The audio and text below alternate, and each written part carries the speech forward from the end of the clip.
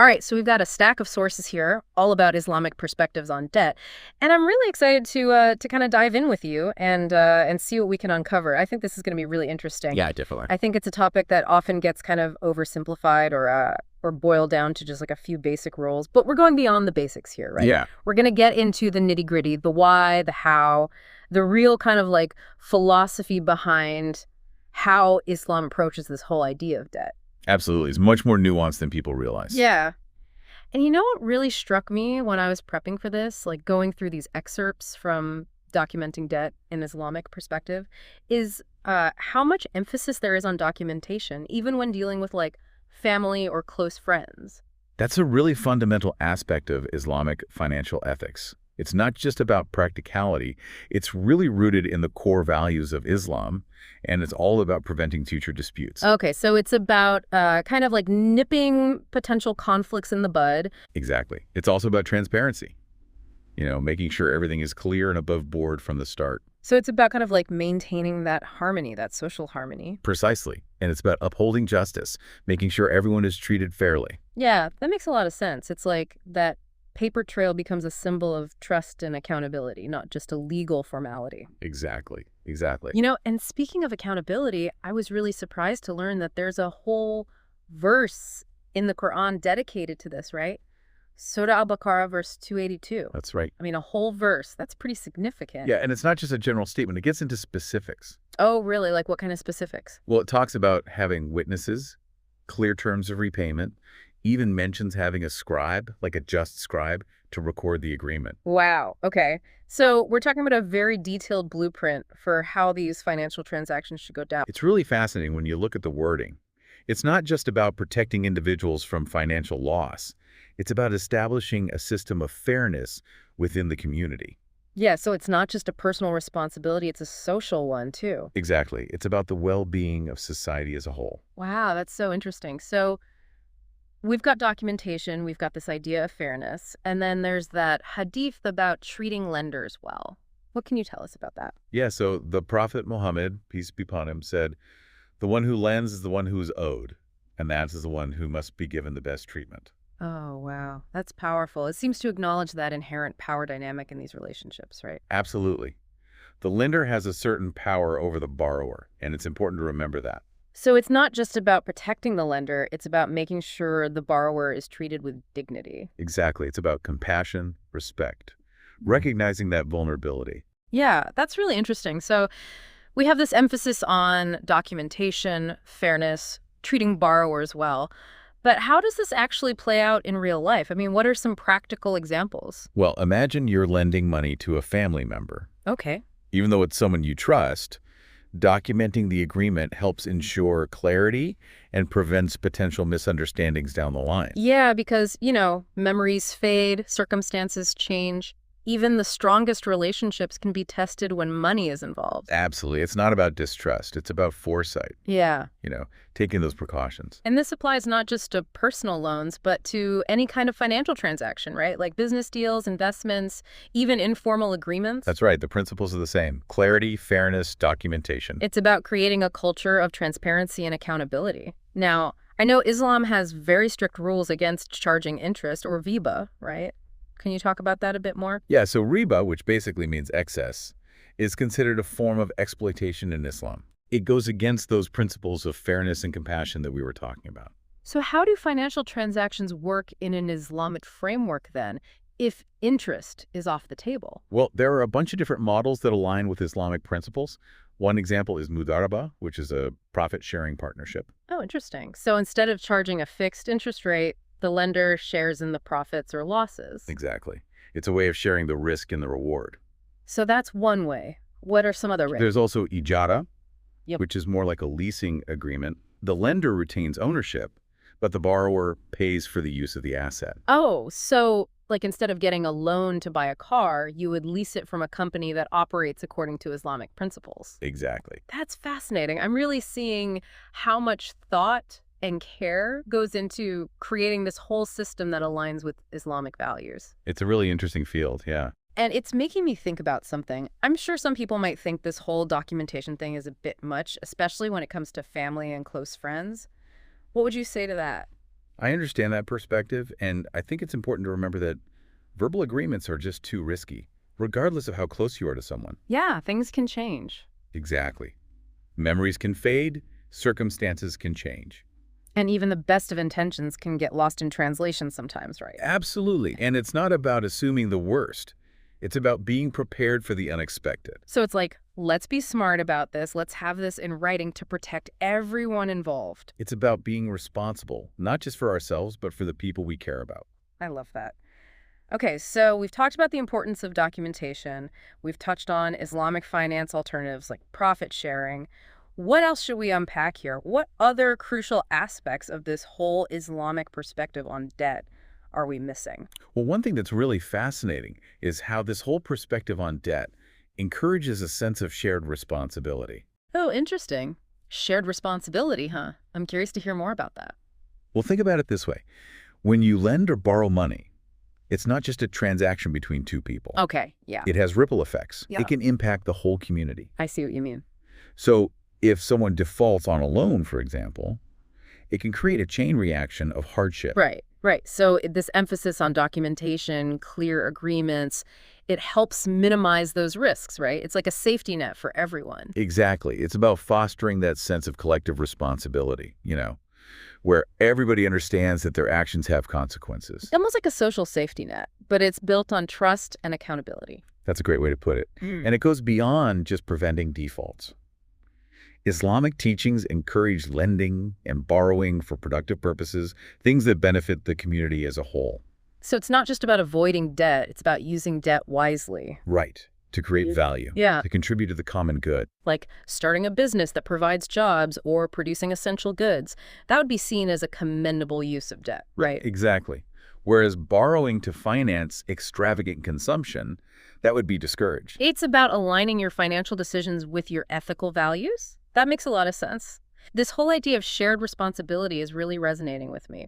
And it makes me think about the concept of zakat, which is one of the 5 pillars of Islam, right? Yes, zakat is the obligatory giving of alms to the poor and needy. It's all about social justice and redistribution of wealth. Okay, so how does zakat connect to this idea of responsible debt management?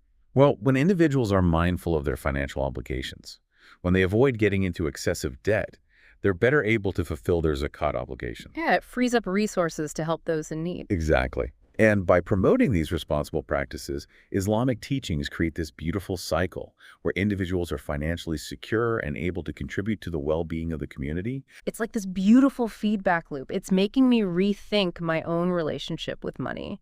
It's not just about personal gain. It's about using my resources to make a positive impact. And that's really the heart of this whole perspective, right? Recognizing that money is a tool. Yeah, It's a means to an end. And our decisions have consequences. that's huge. Okay, so we've covered a lot of ground here. We talked about documentation, fairness, Islamic finance alternatives, this idea of shared responsibility. Is there anything else we should touch on before we wrap up?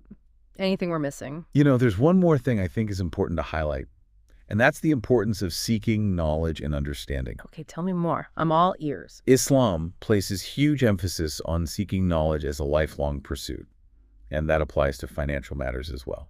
So it's not just about blindly following rules. It's about understanding why those rules are in place. Right. It's about making informed decisions Hmm. and seeking advice from knowledgeable scholars, people who really understand the intricacies of Islamic finance. That makes a lot of sense. But how do you navigate the complexities of modern finance while staying true to these principles?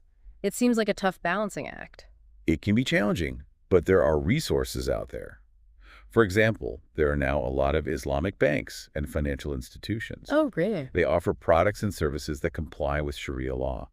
So Muslims can access mortgages, investment accounts, things like that, while still adhering to their beliefs. Exactly. They have scholars who make sure everything is halal permissible. That's reassuring. Hmm. So Islamic finance is evolving to meet the needs of a modern world. It is, yeah. And it's really exciting to see how it continues to adapt and grow. So if someone wanted to learn more about this, where would they even begin? Where would they go to find out more about these alternative models? There are tons of resources, books, articles, online courses. Mhm. Many mosques offer classes on financial literacy. Wow, so there's a lot out there for anyone who's interested in learning more. Definitely. I encourage everyone to check it out. You might be surprised by what you discover. I know I have been. This whole conversation has really been eye-opening. It's like a whole new way of thinking about money and financial responsibility. It's been great talking to you about this. Likewise.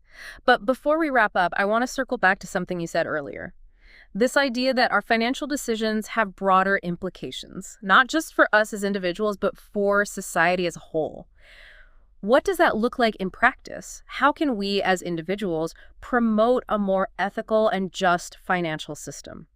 That's a really great question. And for me, it starts with awareness, understanding that our choices have an impact. Yeah, yeah, Like supporting ethical businesses, yeah. investing in companies that prioritize social responsibility, even just being mindful of where our money goes. It's about using our financial power for good. Exactly. And it's not just about where we spend our money. It's about how we use our voices. So, speaking out against predatory lending practices, supporting policies that promote financial inclusion, even just having conversations like this one. Exactly. It's about shifting the narrative around money from pure self-interest to shared responsibility. I love that. Okay, so we've come full circle here. We started with fairness, transparency, and a commitment to the community. It all comes back to those core values. Well, I think we've covered an incredible amount of ground in this deep dive. Any final thoughts before we wrap up? I just want to say that I think this Islamic perspective offers valuable insights for all of us, regardless of our background or beliefs. Yeah, yeah. It encourages us to approach financial matters with a sense of ethics, responsibility, and this understanding of how interconnected we all are. That's beautiful. So even if we're not Muslim, there are lessons here we can apply to our own lives. Absolutely. It's about expanding our perspectives, Mm. challenging our assumptions and trying to create a better world. I love that. It's a reminder that even in the realm of finance, we have the power to make a difference. That's right. Our financial choices are a reflection of who we are and what we stand for. So well said. As we've been talking, I've been thinking about my own financial habits, and sometimes it feels like I'm just reacting to things, instead of really being intentional and thoughtful about my decisions. And it makes me wonder if there's a way to kind of blend this Islamic emphasis on ethics with a more proactive approach to money. Yeah, that's a great point. And I think that's where the idea of developing a personal financial plan comes in, but one that incorporates these ethical considerations we've been talking about. Okay, so like an ethical financial plan. I've always thought of financial planning as just spreadsheets and budgeting, which, to be honest, always seemed kind of dry and impersonal to me. I get that. But it doesn't have to be that way. Think of it more like crafting a financial roadmap that really aligns with your values and your aspirations Yeah. and brings in those principles of fairness, responsibility, and social impact. Okay, so it's not just about crunching numbers. It's about aligning your financial goals with your ethical compass. Exactly. And it all starts with defining your core values. What matters most to you? Financial security for your family, giving back to your community, maybe pursuing your passions without being burdened by debt. Right, so figuring out what your financial North Star is. That's a perfect way to put it. Once you know what your values are, you can start setting goals that actually reflect those values. So instead of just aiming for a certain income level or a specific amount in savings, it's more about those deeper goals, goals that have meaning and purpose. Exactly. For instance, if social justice is really important to you, you might set a goal to invest a certain percentage of your income in businesses that promote fair labor practices or that support underserved communities. So you're literally putting your money where your values are. Exactly. And that's where the Islamic emphasis on avoiding riba really comes into play. Instead of just chasing the highest returns, you're looking for investments that generate halal profits, profits that are ethical, and that contribute to the well-being of society. You become a conscious investor, not just chasing the biggest number, but thinking about the impact of your investments. Right, and you can apply this approach to all aspects of your financial life, not just investing. Okay, yeah, I see that. So it's about creating a financial plan that reflects who you are at your core, your values, your aspirations, your ethical principles. It's like a journey, right? A financial journey. It is a journey, and it's going to look different for everyone. There's no one-size-fits-all approach here. But the Islamic perspective offers a really great framework, a set of guiding principles that can help you navigate all the complexities of managing your finances in a way that feels authentic to you. It takes the anxiety out of it and makes it more about personal growth. and maybe even spiritual growth. Exactly. It's not just about managing money, it's about managing your relationship with wealth. I love that. This conversation has been so insightful. We've really gone beyond the nuts and bolts and explored a whole philosophy of ethical and responsible living. It's been a pleasure talking to you about all this. Likewise. And for our listeners, I hope this deep dive has given you some food for thought, maybe inspired you to look at your own financial journey and think about how you can align your money with your values, how you can use your resources to make a positive impact on the world. That's a wonderful thought. Every financial decision, no matter how small, is a chance to make a difference. So well said. Thank you for joining us on this exploration of Islamic perspectives on debt. It's been a privilege to learn from you. The pleasure was mine. And to our listeners, until next time, keep diving deep.